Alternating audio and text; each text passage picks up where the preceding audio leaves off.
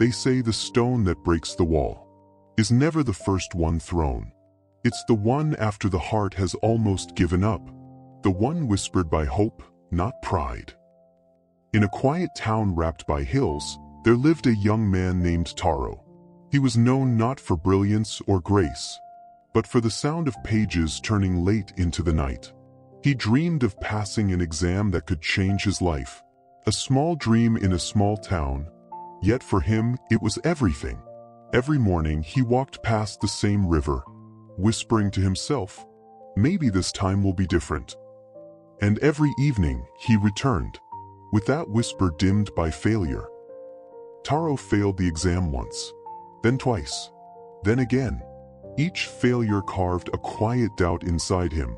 Maybe I'm not meant for more. He began to move like a man who carried too much silence. His books gathered dust. His hope gathered rust. One night, he looked at his reflection in the window and said, "I've tried enough."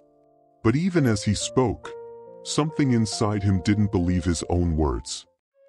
The next morning, as he walked by the river, he saw an old woman sitting by the water's edge. Her hands were wrinkled, her eyes clear as dawn. She was trying to fill a pot with water, but each time she bent to scoop, the current carried most of it away. Still, she smiled. Still, she tried again. Taro couldn't help asking, "Grandmother, why do you keep trying? The river keeps taking what you gather." She looked up and said softly, "Because even if I don't fill the pot today, my arms will be stronger tomorrow." Then she added, "The river only teaches those who stay long enough to listen."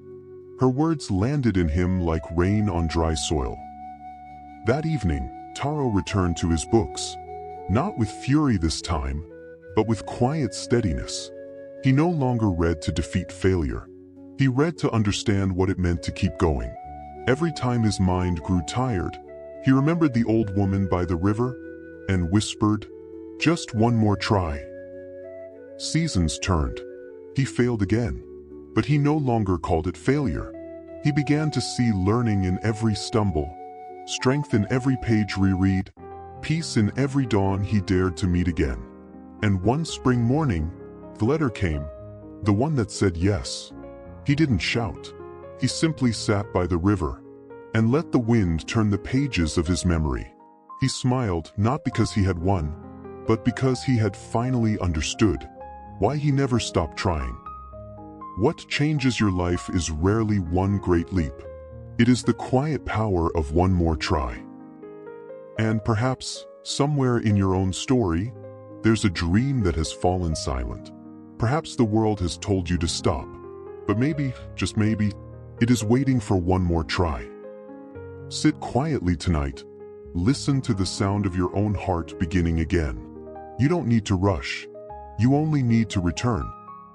If this story found you at the right time, don't hurry away. Let it rest with you for a while.